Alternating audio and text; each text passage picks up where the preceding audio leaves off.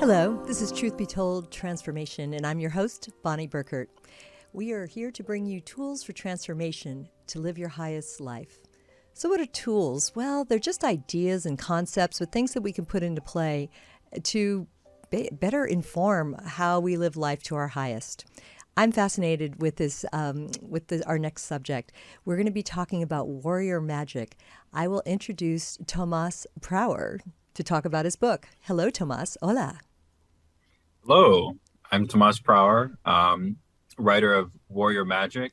It's a book about a deep dive look into worldwide justice and spirituality, and culture from around the world, how people have used magic in war, in uprisings, in uplifting, the jackboot of oppression off the people's necks and doing what it takes magically to bring a little progress. It's great. Tomás, the intro to your book, War, what is it good for? And then you say absolutely everything, because It's true. truly, when It's you true. look at history, why do we study about war? It seems like, is that all we ever do? But I mean, you definitely are looking at it from so many different cultures. Yes, I mean, it's amazing. You see all the different cultures, but war and violence, as much as we like to downplay, civility, violence is really the only thing that really has ever gotten anything done, and made lasting changes. Yes, very controversially, there are non-violent revolutions, but those don't really create lasting change. Slavery, and it because of violence. The monarchies were overthrown in Europe because of violence. People finally paid attention that Black Lives Matter because of violence. And really, people treat nonviolence and peace as the way to go, because it doesn't solve anything. If it did, it would have already. And that is why they teach us to not use it. So war and violence is really the only thing the masses and the common people have used to overthrow people who are bad and Basically, bring goodness to the world. well, I guess if you put it in terms of that, I mean, I guess we just have to be that, have to get angry that way. But let's bring in the magic part, because the common man perhaps doesn't have the machinery that the establishment has, that the ruling class has, but they've got the energy of faith, energy, focus that a spiritual practice can bring. So tell us what you've learned. Give us some examples. There's lots of examples, and it's really because I wouldn't say any economic class is more magical than the other.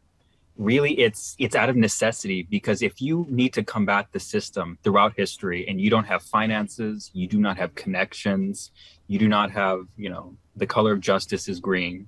So you have to use other means. And when you cannot go through the normal courses of action, you need the divine, you need magic. And so the poor and the oppressed have always relied on outward magic, especially one of the biggest examples is of enslaved people in the Americas, coming from Africa. Their entire bodies are owned. Everything they do is owned. They are essentially property. They have no recourse to fight that. The whole system is against them. There are no courts for them. There are no ways to go about getting a better life for them.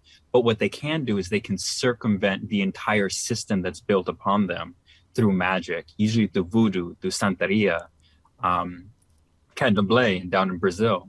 So magic is that alternate route that a lot of the common and downtrodden people use because there are no other means. Even today, I live in Southern California, and you have a lot of our Latino people, you can't afford certain health insurance. So you go down to Mexico and you get it less expensive. You can't, a lot of the botanicas, on faith, there are healing remedies that you can do. There are candles you could use, because a lot of the main options to us are closed just because of socioeconomic means. So the people always find a way, and magic is that very powerful way that has worked throughout cultures.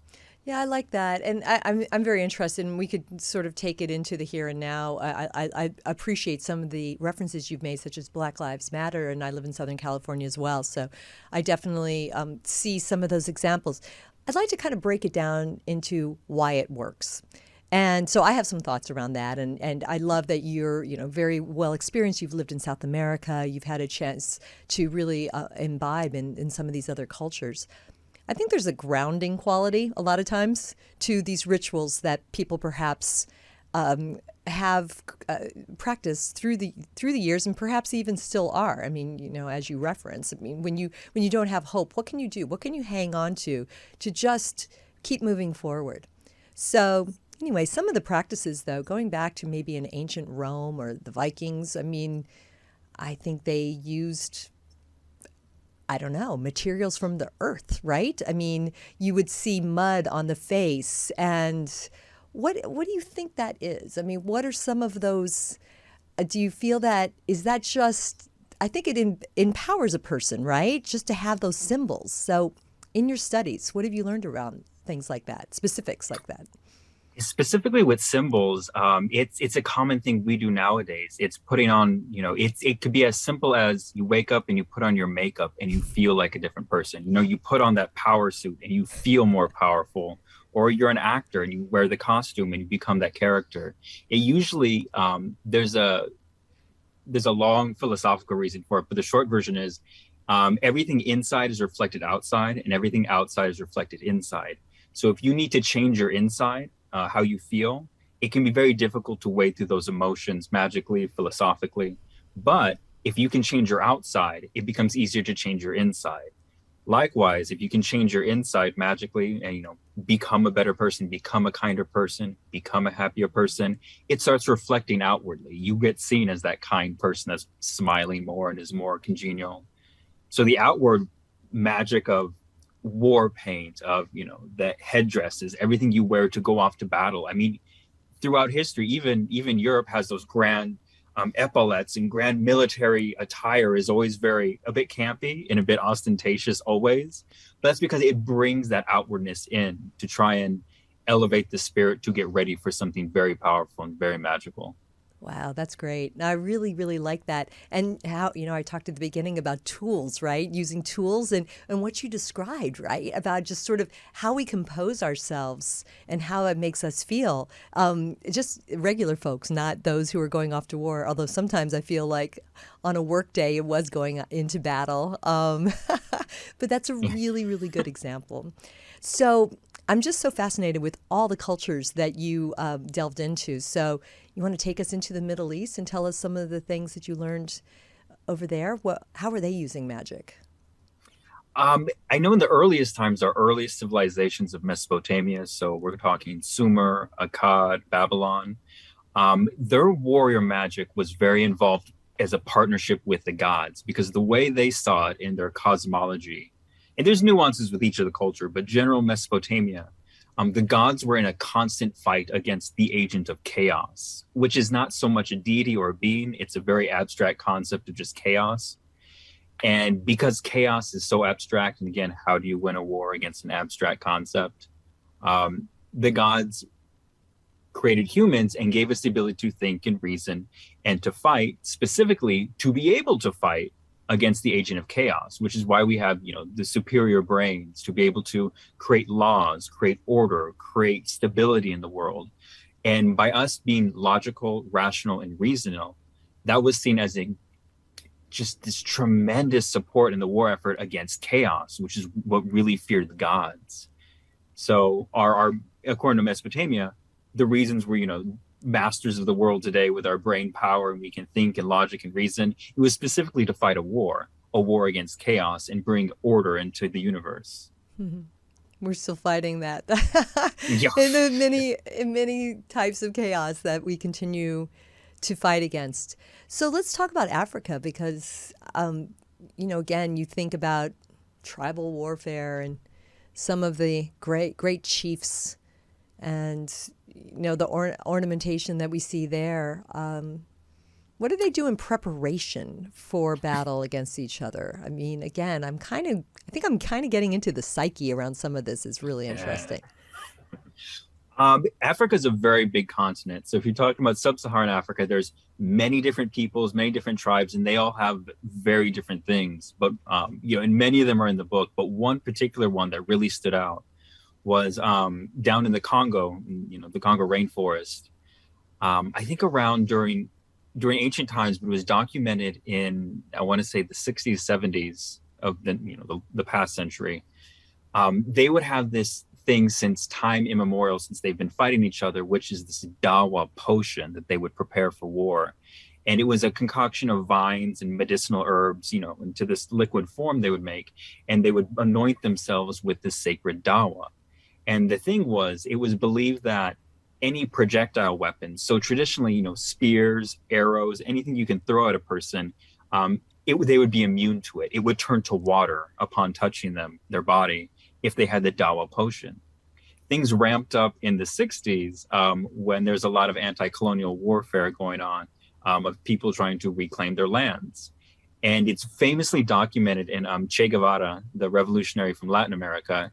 He traveled to sub-Saharan Africa because he had a successful revolution in Cuba to help the native peoples overthrow their overlords and create, the same thing happening. So he documented this Dawah, and he was very, as an atheist, he was very skeptical, and he didn't like it. He saw it as stupid. He saw it as, why are these people putting plants on their faces? Because they were getting shot with bullets. And the thought was this Dawah Potion would make the bullets turn into water.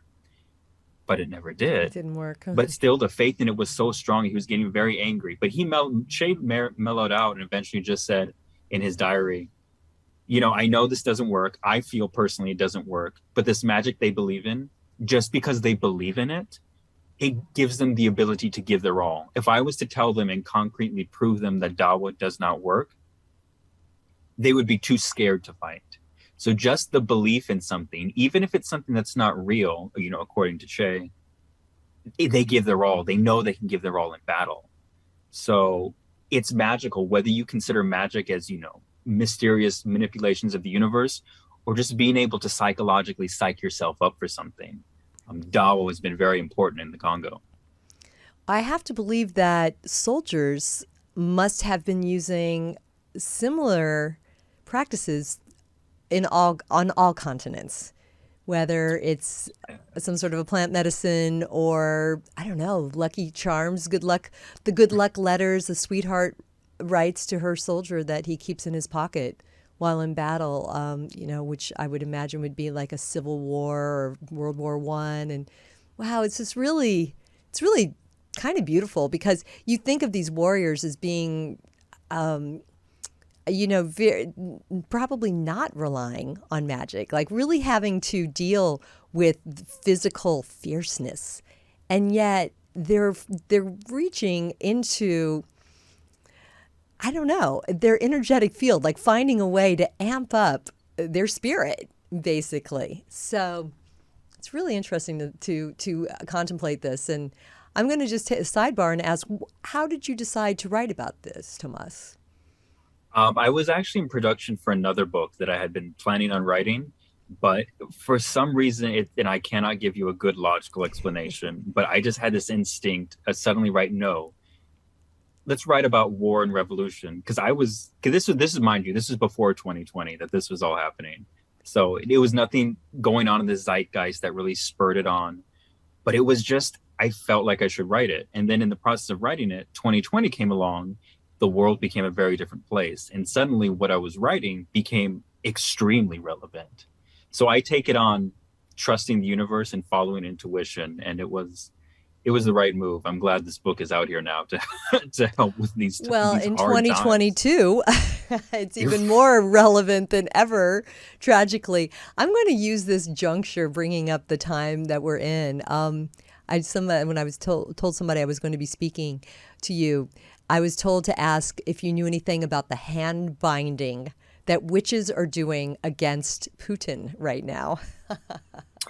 I hear things. I believe, I'm not in the know of it, so I'm not the person to ask. But yes, a lot of that is going on. A lot of that's always going on, even if it's not publicized. So always assume that is happening. But yes, there's a lot of magic going on. I remember when Trump was in office, there was a lot of bind Trump, and just bad people in power. Because again, you got to do what you can. And everyone's valuable in the war effort. I mean, people think, oh, I need to be this strong Spartan warrior and fight or get drafted into the army. If you've ever played Dungeons and Dragons or tabletop role-playing game, you need a whole team. You need the healing cleric. You need the bard to boost you up. You need the warrior itself. So everything can be very valuable. You just use your talents. And witches are very talented in magic, so they're using what they can to do what they can. It's so important. I heard that the witches in England did that to Hitler in World War II. So, Yes. Yes. In fact, there's another story which goes more in detail in the book, but the Inuit people, a certain tribe of the Inuit people up in Arctic Canada during World War II were very upset with the things happening in Europe. And in I think early 1945 or late 1944, they said that they were going to astrally project themselves to go behind enemy lines in Nazi Germany to assassinate Hitler, essentially. And they planned it. There's camera recordings of them talking about it and thinking about it. No one knows for sure if it really happened, but when they said they were going to do it, a couple months later, Hitler committed suicide. Did the Inuit people actually go through with it and help to facilitate that? It's a question that can never be answered, but people around the world, even in Arctic Canada, are down to use magic against the powers that be. Fantastic. That's so great. And one of the things that I'm hearing here is also, so far we've been speaking about the warriors and practices that the warriors themselves use, but we're also talking about the resistance in other instances, right? So would you say your book kind of looks at both sides? It absolutely is, because war is not a pure offense thing. It can be very defensive. I'm personally not big on saying resistance. I know because of Star Wars, people love saying that. And it's become a thing lately. But what you resist persists. Yes. And if someone is coming at you and you're just resisting them, that doesn't solve the problem. That just helps you survive it. I'm definitely of the side of going up, grabbing the knife, and cutting the jugular. Don't mess around. Kill it. So I'm not big on resist. I'm big on kill. But Thomas, that's good. It's clear. It's fierce. Obviously bad people and bad things going on. Not with a moral compass, but things need to be stopped. It's the same thing. Someone comes to attack you. You don't want to just shove them to the ground. You want to stop that person. Yes, very much so. No, and I thought about it. I mean, I just have thought about being so upset with what's happening in the Ukraine right now that I'm like, I almost want to just sacrifice myself and go just kamikaze and take Putin out. I'm like, I want to be that person. I'm ready to do that. It is so bad. It is so wrong. So I understand. Yeah, there's a different, in terms of the fierceness. That's all I'm going to say. Right, in different ways to do it. But I want to take it back to what you were saying about how there are different ways that not everybody has to be on the front line, that there's different ways to participate and lend power, lend energy to a cause. Yes. One of the big ones recently that everyone can very relate to is, again, 2020, during a lot of the, especially the Black Lives Matter movement and everything that came out in the wake of that, of just anger happening, righteous, justified anger that was happening. And a lot of people who didn't want to be, when they're planning protests, planning to march on plazas and, speak out, take over freeways and things like that. A lot of people are not comfortable doing that, and that's perfectly fine. Again, you do not have to be out there. One magical thing that a lot of people here in the US did, or the people in the magical know, was they would go out to these planned places ahead of time. So large public squares, the pathway that the protest was going to take, and they would enchant it. They would get in touch with the spirits of the city, the energies of that area, leave offerings and blessings at the trees along the way or lamp posts or just different strategic spots and bless it in order to protect those, usually from police violence, who are actively going to fight. So they did not show up the day of, but they would show up a week before, maybe the day before, and go help and give blessings along the route in order to amplify the power and also protect those who were there, speaking truth to power. So Bravo. There's lots of things you can always do. Now that you mention it, I remember people at the, very simply burning sage. Those kind of practices were happening around Black Lives Matter, and it went well, right? I don't know how. That's a very relative word. Well, no, I'm sorry. I want to say, but I feel like, and I don't recall, but I feel like the police violence wasn't too bad. But there was other violence that was happening that was kind of aside from the peaceful protests or strong protests that were happening, but the all the break-ins and everything, like the hooligans that were happening, that was not really, unfortunately, it got kind of baked into the movement. Yes, hooligans is another word for the police. That's correct. Well, yeah, so that's I love that, by the way. And I think that's really kind of interesting that we could, again, a practice we could all use if it doesn't even have to be about battle. I feel like what you're talking about here is really just, it's energy. We're working with energy, which is, of course, a topic that what I talk about on my show. It's all these different ways to wield one's personal energy and power. And you are giving us examples of how it can be focused in the here and now, right? And so how it's been applied, as well as, looking back through history and looking at something like blessing the battlefield. I mean, have you seen examples of that in other cultures where they plan ahead, or what are some rituals around that? There's a lot of blessings around battlefields or sacred areas where usually fighting was limited to, usually just because I would say less so in the ancient past. Battlefields have been that important because usually in our civilized society today, it's a lot easier to go out into places where mass bad things are going to happen. Usually before, two camps of armies would come up, and so the battlefield would be this no man's land, the trenches of World War I. Places where if you went, you died. So there wasn't too much blessing of the battlefield ahead of time. But there was definitely trying to get the spirits of the land on your side. And one big culture, which mentioned more details in the book, but the Aboriginal peoples of Australia, when Europe, or rather Britain, was really going in force with colonizing and making Australia, the penal colony, they got into a lot of problems, a lot of things that seemed too coincidental to be just coincidence. And what it was a lot of the Aboriginal peoples were using sacred magic of the land. So using the land against them and just auspicious happenings, the land not agreeing with them, crops not happening very well. And so they partnered with the land to try and oust the invaders. So whether it's the actual battlefield or just the spirit of the space that encounters whatever's happening, peoples like the indigenous peoples of Australia have been using it since time immemorial. That's incredible. So you can imagine that our Native Americans probably were doing the same. Absolutely. In fact, one of the big things they have, which is very beautiful and it's war related, but it's not of the violence kind. Plains Indians would, of course, that's a very blanket statement because there's some that did, there's some that didn't.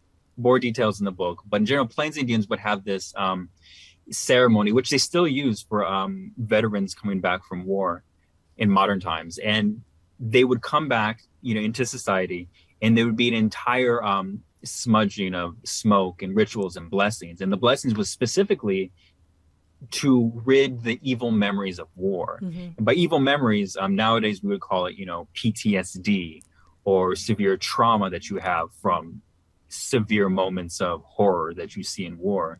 So even before modern times, just average battles, average war campaigns that Native Americans of the Plains did, they would come home and they would specifically address that these people coming back need extra help.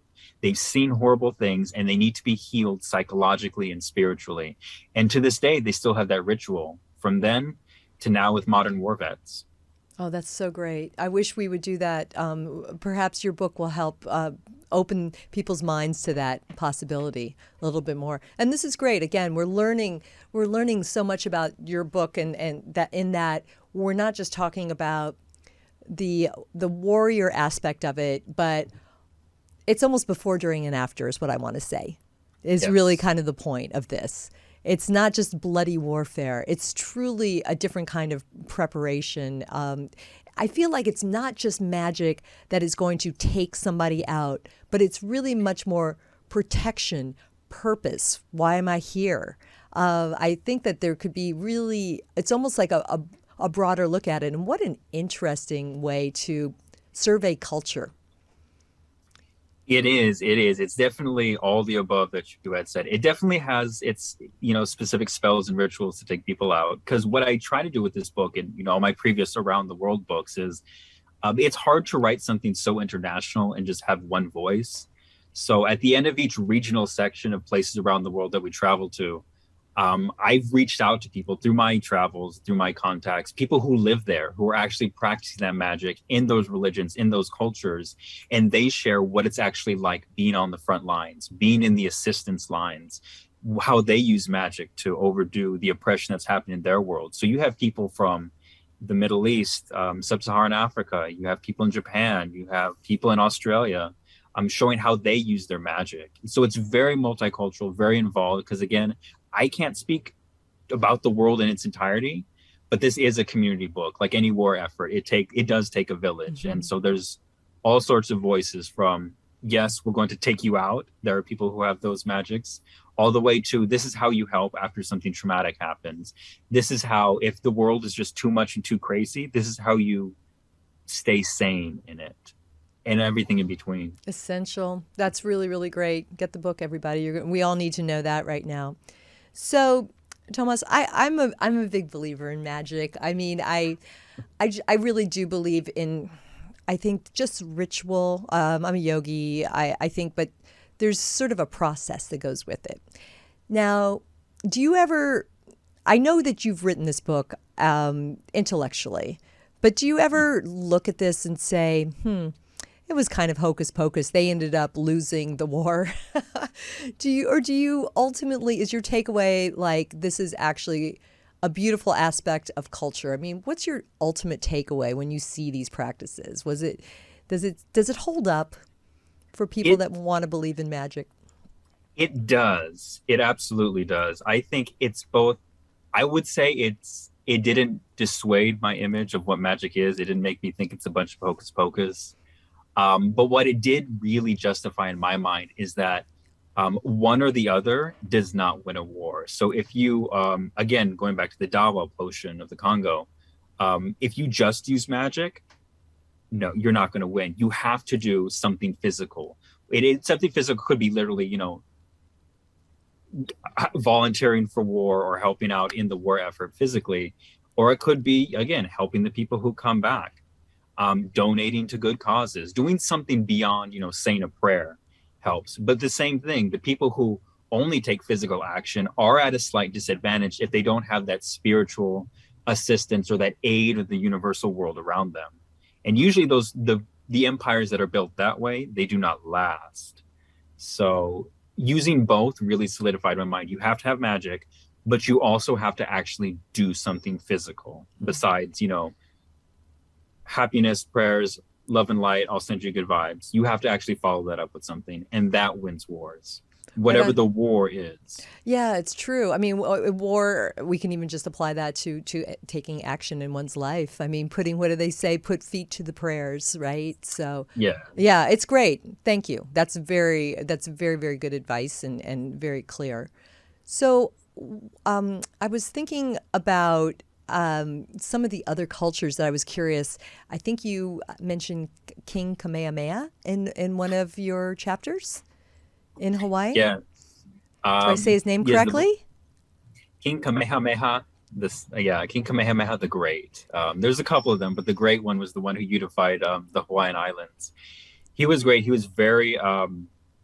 Again, I would say he's one of the great examples of people unifying magic and actual tactics, because the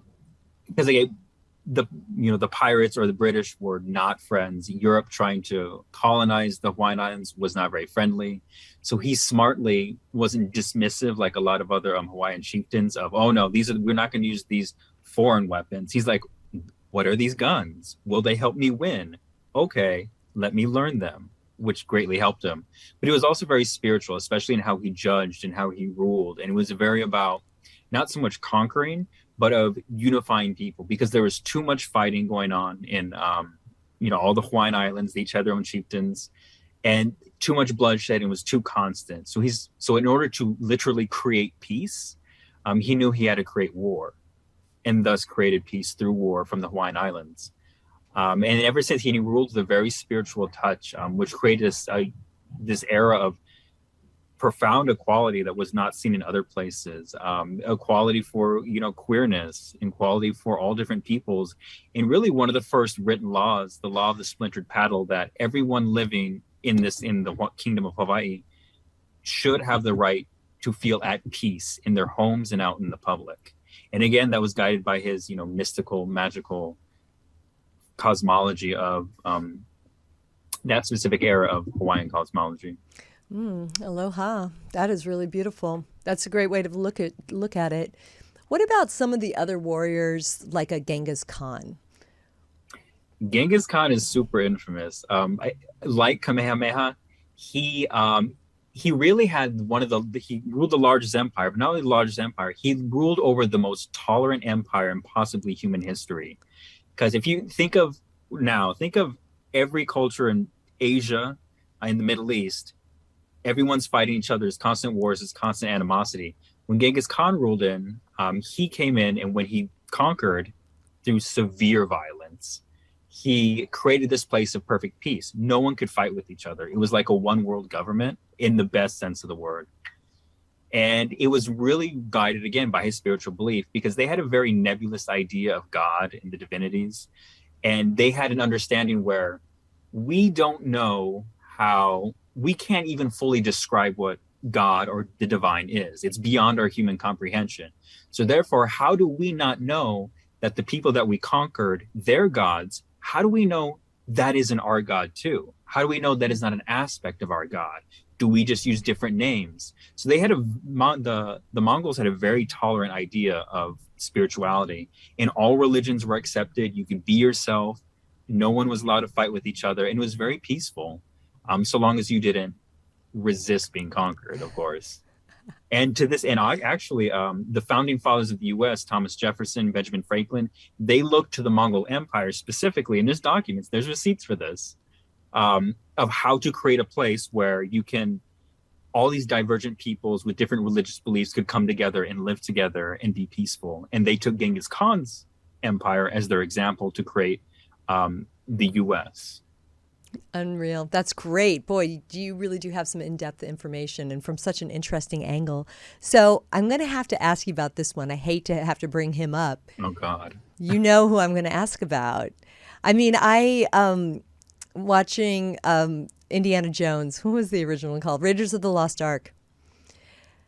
I mean, the Nazis' fascination with religious artifacts.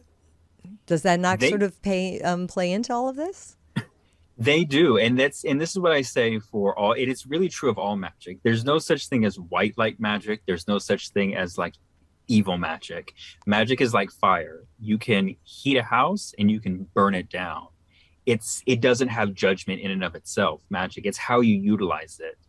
And again, I don't know what he was thinking. I don't know what they were thinking. Were they using it just because it was curious and they want to know more? Were they using it to specifically weaponize it because they believed in its inherent power? I don't know. But yes, the Nazis were very fascinated with magic and the occult. But again, magic itself in all its forms, it can be used by good people. It can be used by bad people. And it's true. If bad people do use it, good people need to use it too. Good point. Otherwise, it's disadvantaged. Oh, well, we're going to wrap things up here. Do you want to leave us with any favorite stories or any favorite practices that you recommend?